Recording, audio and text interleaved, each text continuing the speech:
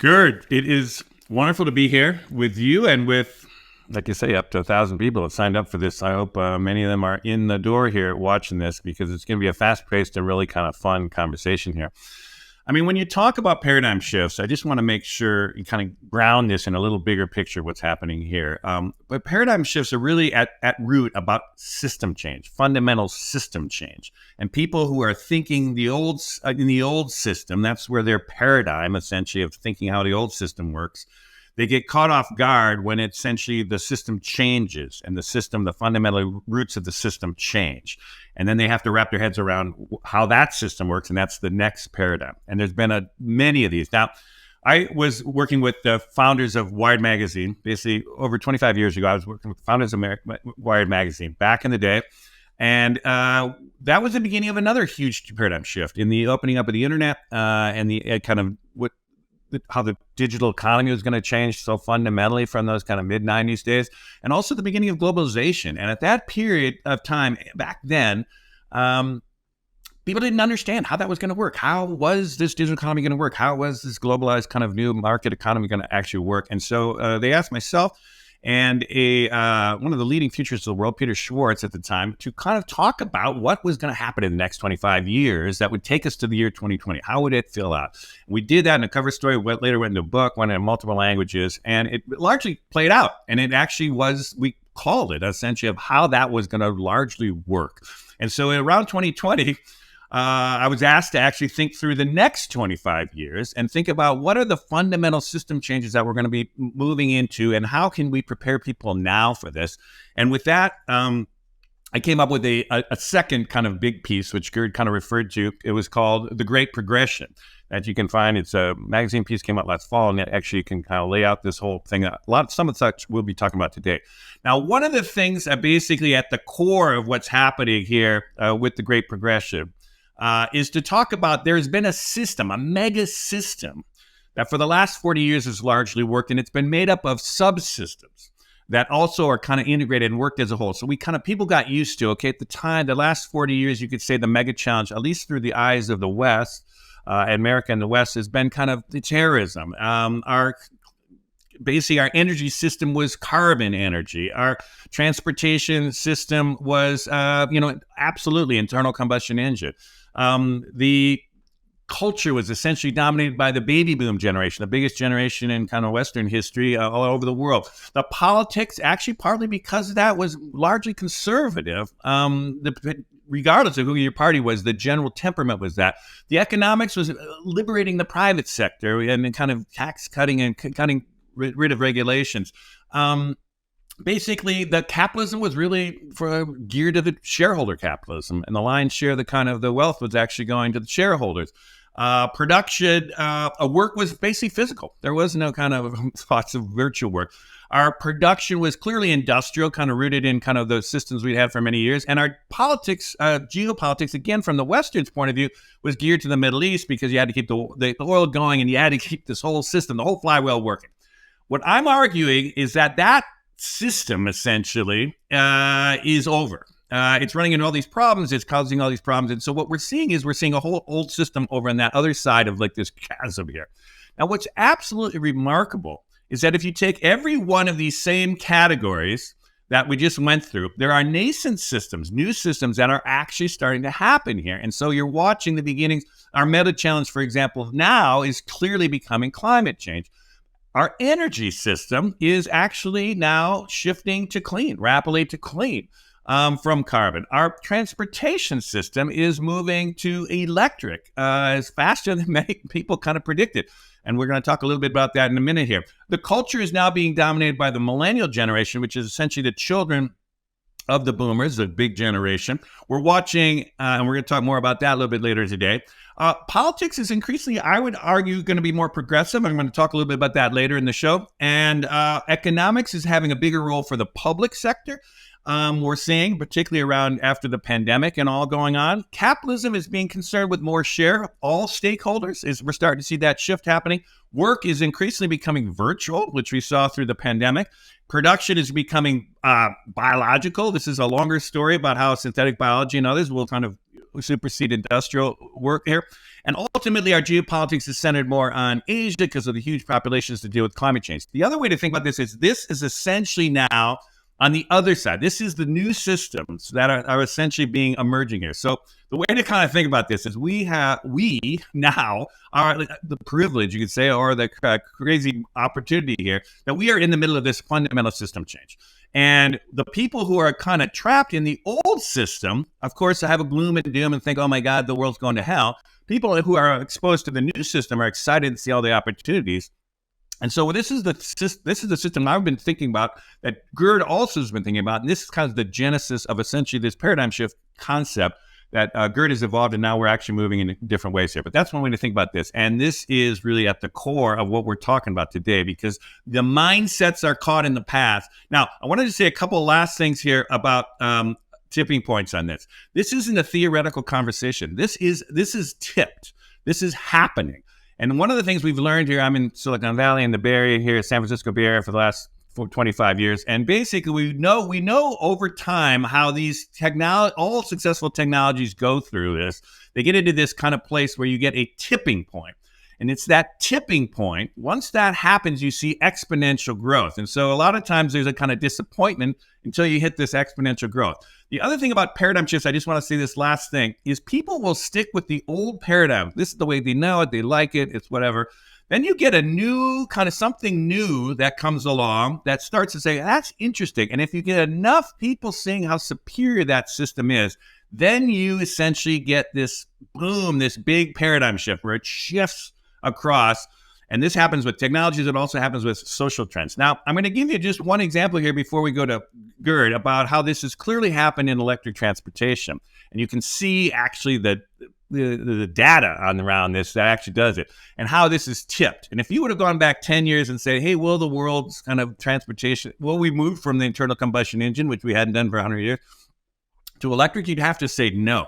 But in fact, what happened in the course of that decade with Elon Musk and Tesla particularly kind of blazing the way on that, this is now tipped. This thing is tipped. The entire auto industry of the planet is now charging headlong into essentially electric vehicles. And so that paradigm shift is starting to wrap our heads around this. Now, why did it happen? It happened for why all these technologies happened. The cost of batteries, lithium-ion batteries, came down dramatically in that last decade, as you can see here in this chart. We expect this to continue to go down in the coming decade here. And so it's going to be, and this is the point to make, electric cars will be cheaper than internal combustion engines. Here in America, it's basically going to happen in the next couple of years. In China, it's already happened. So this is like the market will take over from now. And we're going to start then this exponential growth, which we've already seen now. We're about at 10% of all new car sales in the world are hitting this, are electric vehicles now.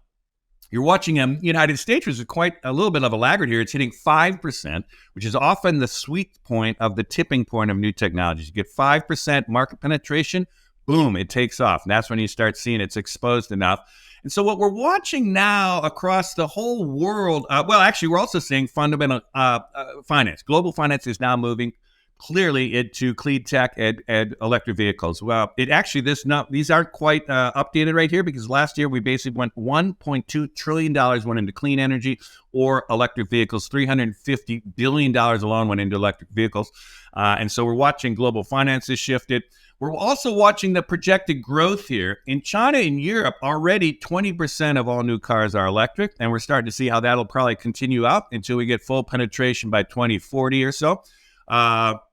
And we're watching how, if you look how we're going to be throttling back again till 2040 there. You can't see it behind my image there, but basically 2040, you'll see the internal combustion being wound back as we build out the electric batteries. One of the things that people get hung up about the future is, oh my God, but politics. Politics is just so screwed up. It's screwed up in America. It's screwed up in Europe. It's all this polarization. It's all these extremes around politics.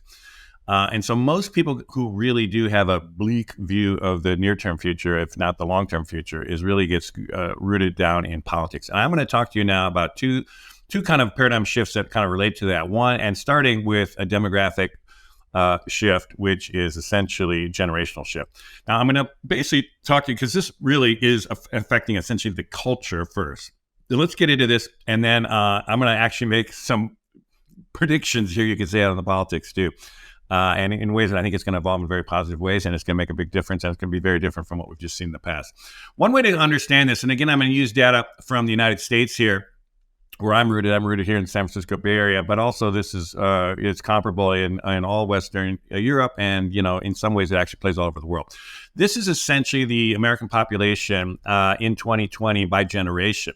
And if you really get into it, the one way to think about what really matters to an economy and a political area essentially is the people within those borders. If you who are kind of really the guts of the economy, the workers, the consumers, and also the bulk of the voters. Now, what you're watching here, the one thing to note here, by 2020, already half of the baby boom was retiring.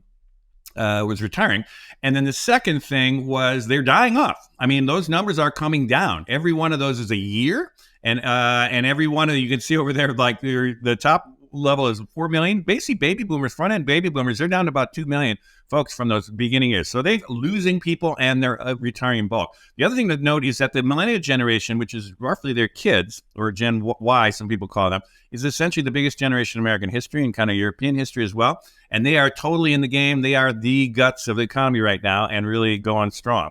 Now, if you push this out just to 2030 here, any good kind of futures, you can actually use demographics, just push out the numbers to 2030. We're watching then all baby boomers will roughly be retired, and they will, continue to be dying off. And then you're going to have this essentially double barrel generation of Gen Z and the millennials, both of which are very aligned on values. For example, their commitment to the climate change, and Gerd was referencing the young people kind of Extinction Rebellion, that, but really unified on their values. They're really unified on their values around diversity and issues like that. And so you just see they're the dominant thing in the country here. And again, this is playing out globally as well. If you just push it out to 2040, which is this again, we're looking out the next 25 years, really it is the game. I mean, whatever Gen Z and the millennials want to do is what we're going to do, because this will be fully kind of working its way through politics. And again, you won't have that same kind of generational polarization that's happened so far. And ultimately, by 2050, when we've got to be cresting in this kind of effort to basically solve the climate change and others, we don't know exactly what their kids are going to be like. But anyhow, this is kind of the future here. Now, one way to think about that is culture always moves before politics. And the culture in America and in the West has shifted. And because of that, corporate America has basically, and corporate global capitalism has evolved to this. Why? Because they know the consumers, the people actually buying things now are these generations, and the people that are working are essentially these generations. So you're watching issues that are of great concern to this millennial generation, Gen Z, coming to the forefront. And you're watching policies like you was just watching global capitalism and investors and global corporations and the World Economic Forum. They're evolving in that direction, and it's actually causing a backlash in politics, which we'll get to in a minute here, where kind of more conservative kind of red states in the United States, but essentially more conservative politics is actually having a really difficult time with what they call woke capitalists who are now kind of evolving to where essentially the younger generations want to go. But from a kind of pure economic sense, it's absolutely the way to go. In fact, so the culture shifted and the corporations are shifting as well. Now, and you see it here, all kinds of things. Why did Me Too happen? Well, Me Too happened because the boomer generations of men and women had worked out enough kind of issues in the last 40 years. But when the millennials kind of came of kind of age in the workplace, hey, boom, this is not the way we're going to do things. And actually you watch the paradigm shift, essentially how you treat women. Same thing about the focus on equity, which we're going to get into a little bit more right this second here. Because here's one thing to actually understand is that we're really getting into the politics, essentially new majorities, which are going to form not just in culture, which is kind of working its way through the economy, but basically in politics. Now, the two things you got to know about the American, at least in this case, it's not quite as clear in other places of the world, but basically both the millennial generation and Gen Z are roughly 50-50, people of color and white people. And so, and they're intermarrying, they're all kind of, they're basically now, this is the first time in American history, by the way, it's ever come close to this. The boomer generation, it was 80% white. And the only other folks were African Americans at that point.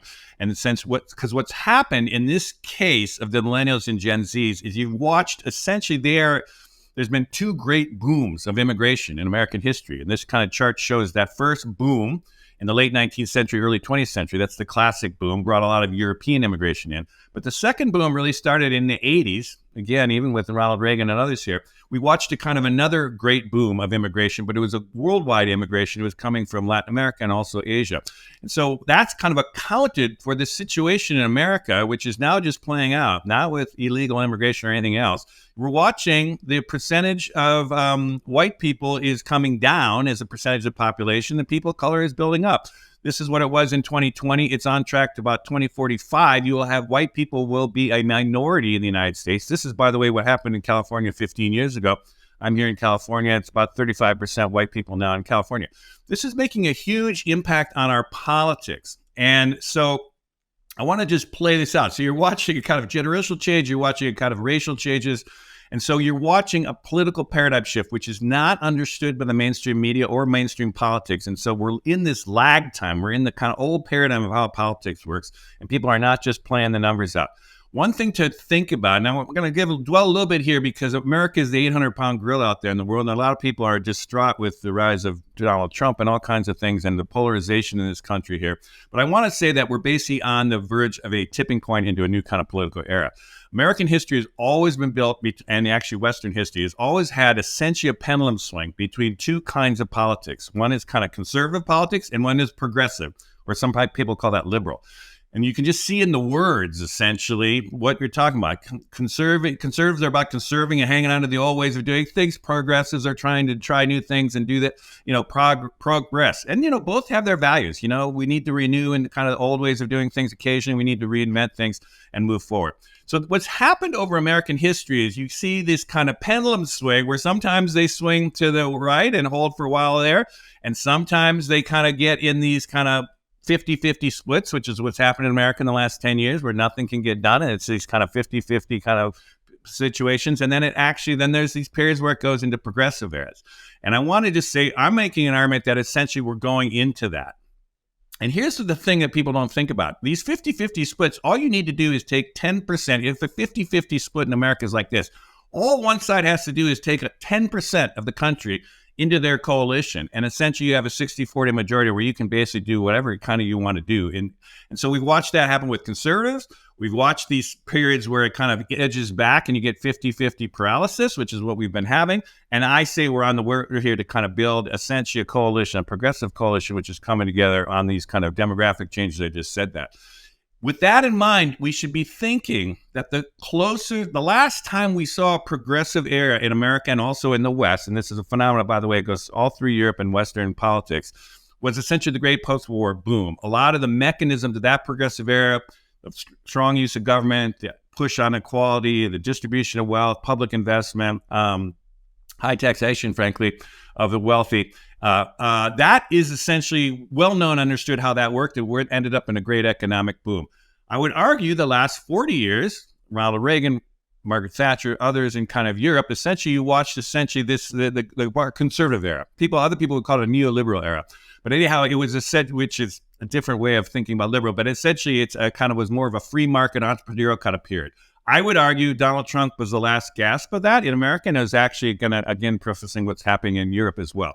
So what you got to be thinking about is regardless of your own politics or what you ought to do, and I do a lot of advising to senior execs and boards all over the world, and I'm just kind of giving them the straight, which is I think this is actually, whether you like it or not, this is the kind of era we're going back into, which is a much more progressive era.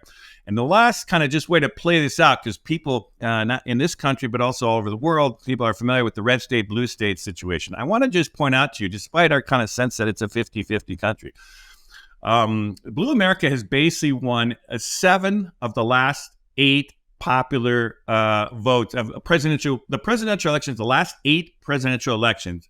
Blue America has won the popular vote 7 of those 8 times. The only time Red America won the popular vote was with George Bush's second election, which is right here, which is the high water mark. You look at also how that electoral college, for those of you who understand, was still quite tight. That was the high water mark.